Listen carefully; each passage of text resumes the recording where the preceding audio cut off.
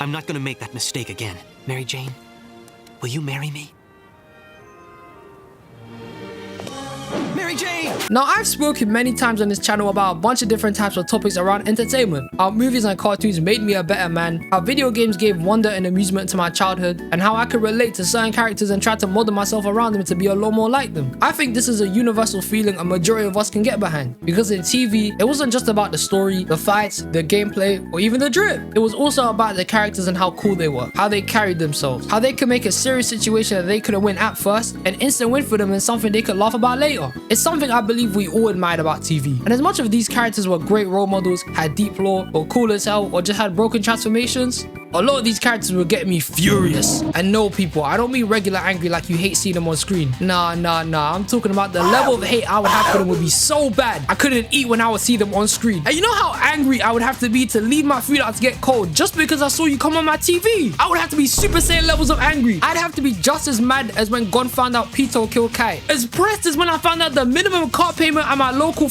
corner shop is £5. Ladies and gentlemen, it's been a couple of months since I last spoke about characters that have pissed me off. And today, I thought we could go over some more assholes that I despise and hold the biggest hate for. And this will be perfect to talk about now since my blood pressure is mad high. I'm probably gonna pass out doing this, I'm not gonna lie. So with the pre-yapping done, let us begin. Starting with one of the most insufferable people I've ever seen in my life. So stupid, so unbelievable trash, so degrading. Their existence just gets me pressed, man. The guy I am speaking about is Chris Thorndyke from Sonic X. And you know Chris is a giant piece of shit. This guy sucks. See, Chris was an attempt to make the human characters more relevant, but they made Chris such an important guy in the story. He became Sonic's number 2 instead of Tails, literally taking away more from the guy who's supposed to have just as much screen time as the main man himself. But they took it away from him. This shit is trash. Chris is a selfish, stupid child who does nothing but whine constantly, cry like a little bitch, and sucks up to Sonic so hard, that it literally hurt my brain when I was a kid watching this shit. Even then, I thought he was so desperate for Sonic's approval and affection, begging to be alongside this guy at all times. You can even tell Chris was about to be a weirdo when he saved Sonic from the pool of water in the first episode. And look how bro was gazing at him, giving him that light skin stare like he just saw fine shit. It was at this moment when I realized he was about to become some strange kid. If you're not familiar with Chris, let me give you some context real quick. Chris is the main human in Sonic X, whose whole character arc revolves around him being somebody who has attachment issues since he was neglected as a child by his parents. His mom is a big Hollywood actress and his dad is a big-time CEO.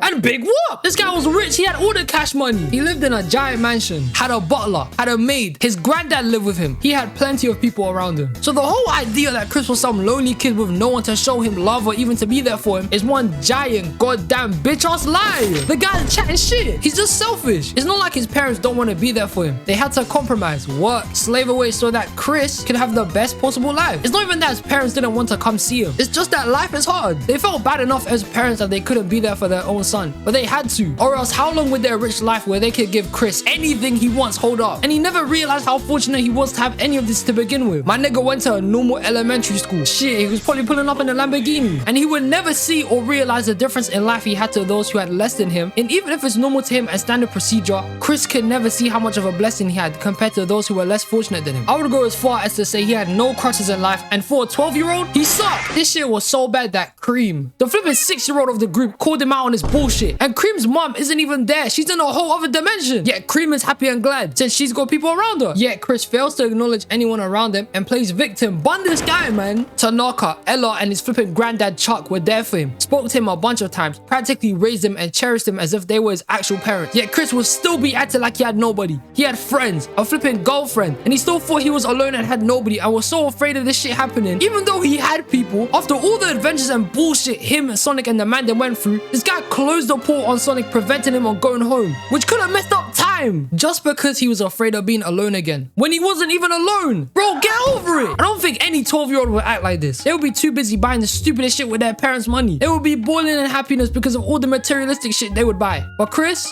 is trash. They also forced this guy into the story, making him take key moments away from certain characters from the games. Like in Sonic Adventure 2, when Amy is the one to help Shadow remember what Maria's promise was. Instead of it being Amy in the show, it was Chris. And he was whining to this guy to get his point across. It just ruined it. I just don't like this guy. And even after he kidnapped Sonic and reflecting on why he thought he was gonna be alone and deal with it, to being okay with Sonic going and to eventually become a scientist, have better friendships, and all in all, he just looked a lot better here. This guy still obsessed over his animal friends so badly. He built built the same portal used to take them home, which could have messed up both their worlds the first time. And this isn't even the worst thing about it. The saddest thing about this, after the whole Metarex arc, R.I.P. Cosmo, man, I hear you, Tails, man. I was crying at this shit. This shit had me weeping. Eggman then builds Chris a machine to send him back, but there's one problem. They wouldn't be able to know how old or how different Chris's life would be when he would go back to Earth. See, when Chris built the portal to Sonic's world, it made him a 12-year-old again. And in his world at the time when he was making the machine, he was 18. So if he were to flip that and send a 12-year-old Chris, who's actually 18 in his world, but it's been a year on Sonic's world, how different could his world look? And the answer to that is that shit is probably post-apocalyptic. This man sacrificed everything to go to Sonic's world that he may or may not have a world to go back to. We don't know how different it could look. We don't even know if Chris will be the same age. He could be some old-ass man or almost dead when he goes back. This guy, when he was a grown-ass man, was still so hungry to get back to Sonic. He may have no life to go back to. At this point, you should have never left, you mug. I don't rate Chris. His whole character arc makes no sense. The writers made him so we can relate to him. But what's there to relate to? He lives in a Barbie dream house. He's a rich kid. He contributes nothing to the story beside whining, begging to be involved, and replacing characters at moments where he didn't have to. And if you ask me,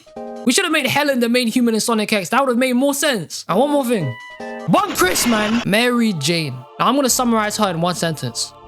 Fuck Mary Jane. Lord, I hate Mary Jane. This manipulative, conniving scumbag literally moves like a free agent, trying to talk to all the men in the Spider-Man movies, just to always make a play back to Peter. Get out of here with that shit, you homewrecker. We're all familiar with the antics Mary Jane has committed throughout the Sam Raimi trilogy. She's a demon. So let me go ahead and summarize all the worst Mary Jane has done, breaking the hearts of many men, and just being straight up for the streets. We first see Mary Jane's behavior in Spider-Man Uno, and we first see her stop the bus for Peter. And what a nice thing to do. This is so kind of her. What a good human, man. And real quick off topic here, as Peter's walking through the bus, how is this girl not letting him sit next to her? What the hell? Y'all look the same. But as Peter walks down the bus, you just see Mary Jane with her boyfriend at the time, Flash, aka the high school bully, which immediately eliminates any kind thing she ever does. I mean, this guy tried to beat the shit out of Peter, but throughout the entire movie, she just endlessly tries to play a pass at him, flirting with him time and time again, teasing him, making him believe he's got a chance, and then she finally breaks up with Flash to get with Harry. And Harry did Peter dirty here. Whatever happened to bro code? He literally at the start of the movie copy and pasted the exact same facts Peter gave to him about spiders over to MJ, just so he could spit some game. He even wanted Peter to speak to her before he got bit by a spider, but he took the opportunity himself.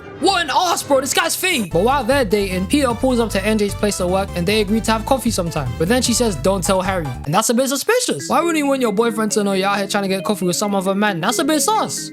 Well, it's because Mary Jane never liked Harry. I mean, look at the way she swerves him on this kiss. She did not rate him. And then Spider-Man eventually saves her, and she gets that look in her eyes. She was mesmerized by this guy, even saying, wait, who are you? Mets, baby, love the Mets. So Spider-Man swings away, and Mary Jane is on the phone with Harry, just glazing Spider-Man, gassing him up. And rightfully so. You know, she was starstruck. She almost lost her life. It's not like she would... Oh.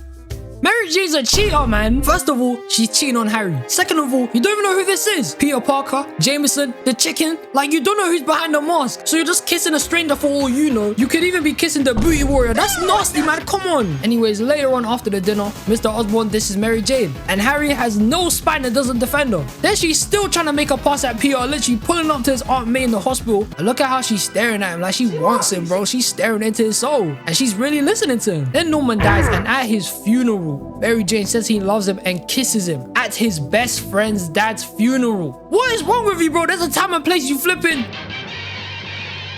Okay, so when Spider-Man does, Peter's life is getting pretty hard. He lost his pizza job, isn't getting paid enough from the Bugle, and he's missing his university classes, you know, typical Spider-Man stuff. And Mary Jane is still trying to play a pass at him, but she's finally single now. So go for it, man. What's the worst that could... I'm seeing somebody now. You mean like a boyfriend? Well, like, I like him. What? You just flirted with him a second ago. Like, I'm very certain you wanted him to kiss you. How the f do you announce you have a boyfriend after this whole conversation? What's wrong with you? Later on, Peter then gets advice from Doc Ock and gets into his romantic bag to try and win MJ over. Learns some poetry, dresses up in a nice suit, and gets some flowers for MJ's theater play. It was gonna be amazing. Then Peter had to go on some Spider-Man shit. You know, he had to go be a hero. Like, what's the worst that could... Ladies and gentlemen, I just want you all to know that the beautiful Miss Mary Jane Watson has just agreed to marry me. Oh, come Come on! To be fair though, Mary Jane did have a reason to be angry at Peter. To her, he was just a regular man. And when he agreed to come to her show, she expected him to commit and actually pull up. You could even see she was upset when there was an empty chair there instead of Peter. But at this moment and earlier, she didn't know Peter was Spider-Man. So in her head, she probably thinks he's just skipping out, which is fair enough. It made sense here. But as the movie goes on, shenanigans go down. Peter loses his powers, gives up being Spider-Man, pulls up to MJ's play. Harry works alongside Doc Ock to kill Spider-Man. Mary Jane being Spider-Man whipped and recreating the same exact kiss they had in the first movie. You know, typical stuff the usual. Later on, MJ and Peter meet up and start chopping it up, having a normal conversation about feelings. And Peter saying he doesn't love her anymore, which is great since Mary Jane rejected him and she's getting married and... Kiss me. What? What? What do you mean kiss him? You're getting married. You rejected him twice. How did you switch up already? Your ring, your wedding ring is literally in the scene. You're wearing your ring. You're asking another man to kiss you, bro. Make your mind up. Then after she gets kidnapped, Peter gets his powers back, Vanessa's Dr. Octavius, and eventually reveals himself to MJ. And she asks the guy to confess to him whilst he's holding a whole goddamn building. Like, move out of the way, bro. So Spider-Man saves Mary Jane, and it's the day of her wedding. Birds chirping, sun shining. It's in a church. It's perfect, right? And then Mary Jane leaves her husband on the altar. Like, damn, man, I don't wish this on my worst enemy. This is a villain origin story in itself. This is what leads most bad guys to becoming bad guys. This is messed up. So she runs all the way from the church to Peter's crib to tell her that she wants to be with him. And then we segue into... So in Spider-Man 2, Mary Jane and Peter are finally together. It's beautiful. It's like a Disney movie. It was perfect. Except it wasn't like a Disney movie. Mary Jane was hating. She was looking for an excuse to get out of the relationship with Peter for the longest time. She low-key couldn't be happy for him. Everything was going so bad in her life, she had to project it to Peter. And when he kissed Gwen Stacy and Spider-Man, that straight up became her trump card. She got mad at Peter kissing another woman and was just arguing throughout the whole day. And I agree with it to an extent. I mean, if your girl was kissing another man, you'd be pressed too. Only Mary Jane is a hypocrite. She's literally a cheater. I ain't going back her. She's a heifer. She then storms out on their date and later on breaks up with Peter. For who you may ask? Harry Osborn. And this is just wrong, man. How does this even come about? You suck. And I'm gonna put my hands up when I say this as well. Peter was also moving like a weirdo in this movie. We can't skip the fact that he did cheat on Mary Jane when he kissed Gwen at the parade. But also he was moving mad petty when they broke up. Like he pulled up to MJ's job, asked Gwen out on a date just to show off to MJ. Shit, he even slapped her. He was going crazy here. So as we reach the end of the movie, peaceful shit happens. Peter forgives Flynn for packing Uncle Ben. Eddie blows himself up and Harry dies. And then P and MJ share one final scene hugging and the movie ends. And hopefully this is the end of their relationship because it was horrible. Mary Jane would always have Peter as a number one, but never be real with that. He would always have to do more to get with her than actually be with her. She almost married a whole other guy and she deserted him on his wedding day. She broke up with Peter for Harry and got Peter so worked up he went over to Harry just to box with the guy. Like, if we're being for real, she's partially the reason why Harry's face got mashed up. There was so much red flags with MJ. How could Peter not see anything besides her being toxic? I don't get it. What was so special about movie MJ? Peter, you wear glasses. How can you not see any of this shit, man? From jump, when she go with Harry, that should have been enough for you to check out. What are you doing? But Mary Jane isn't the only superhero girlfriend who's toxic. All superhero girlfriends are toxic. Amber from Invincible literally knew that Mark was a superhero. That means every time he would disappear and desert her, she knew he was doing something good. Yet at the same time, she acts like she was entitled to know he was a superhero. What part of secret identity do you not understand? She was saying she felt unimportant at the fact that he didn't tell her he was a superhero. That's like Hero 101. She's smart enough to figure out Mark is invincible, but too stupid to think that if she knew who he was, her life would be in danger. You're an idiot. You're so stupid. What's the matter with you? Lois Lane in My Adventure with Superman does the exact same shit. And to get Clark to admit he's Superman, she jumps off the roof of a building. God forbid she went off her own theory she put together. What if Clark was a Superman? You'd be dead. Then she goes on to argue and have no good points. She was gonna bait out Superman, and again, secret identities are meant to be secret. Where's the same thinking you put into figuring out who they are? You man are dumb. I hate Mary Jane. I don't even like her. Even Insomniac Spider-Man Mary Jane is a wet wipe. She acts like she can hold her own. You're literally a civilian, bro. Go home. Also, the MJ mission sucked ass. They were whack. And one more thing. Screw MJ. DW from Arthur. Now let's just cut the shit. DW is a demon kid. When I was a child watching Arthur back in the day, I swear to God, DW was so annoying. She used to get me heated, man. And I don't care if she was just 4. She was a very self-aware 4-year-old. She was straight up evil. When her baby sister was just born, she started screaming right at her. She constantly made shit worse around her and refused to let anybody who actually knows what to do help her because she thought she knew what the hell she was doing. She tried to sell her baby sister for 50 cents to get rid of her. And by the end of all of her attempts to try and get rid of the baby, she decided to just leave the house. Greatest decision she ever made. Go to her grandma's, emotionally manipulate her to get her to rent a boat out to an island just so she could leave forever. And it wasn't until her grandma started saying to her, but DW, your sister's gonna need a role model. She needs someone to look up to. That that DW decided to run all the way back to the crib and actually be a better sister. Just for what? To get a mini-me. All of this for what? For your own ego, you sicko. How many times has DW been a prick to Arthur and everybody else in the show? From the countless times she would try to undermine him, to even whole episodes dedicated to just being a hater. There's an episode where DW loses her voice, and thank God, no more chatting shit, no more talking crazy, finally some peace. And then Arthur becomes forced to do everything she points out because she can't speak, literally making her personal slave. But the problem here is that she was faking having no voice the entire time. So when Arthur goes to tell his mom DW is capping, she don't believe him. And trust me here when I say this, throughout the entire show, every single time DW does some menace shit, does something horrible, or even something she should definitely be punished for, her parents would never do shit. They would have the audacity to punish Arthur constantly and make sure he was held accountable for any mistake he made. But as soon as DW would get caught, nothing would happen to her. This is some bullshit, man. It took Arthur convincing Francine, who's just as much as a prick, to help him bait out DW for lying. And even though Arthur got DW baited, he still lost it because it meant DW would start speaking again. We can't win here, man. Oh my days. DW is a sociopath. She was out here swearing, harassing. She publicly embarrassed her family at a restaurant, dashing spinach onto a worker just because she hates spinach. One time she was in a bad mood, and the only way she came out of it was when she had a revenge fantasy of taking color out of the world and the people that didn't invite her to a birthday party. This child is a psycho. But you know who was worse than DW one time? Cousin Cora. Now, Cousin Cora only appeared once, but she was basically DW 2.0. She was just as much an ass. She was so disrespectful it made me feel bad for DW. She was a guest in a whole different house. I was chatting shit saying she doesn't like the room and was blaming DW for breaking her necklace, and DW didn't break her necklace, but her mom didn't defend her from said accusation. What type of parent are you? You're trash. Well, you know what Arthur episode made me the happiest man in the world? You know what brought stars to my eyes and as a child made me an all-round more happy guy? I'll tell you. There's an episode where Arthur gets a model plane and spends some time building it, and once he's fixing it up, DW just taking the piss out of him, being in his business, trying to sabotage his model plane, and after a hard week of painting, engineering, and designing, he finally finished the model plane.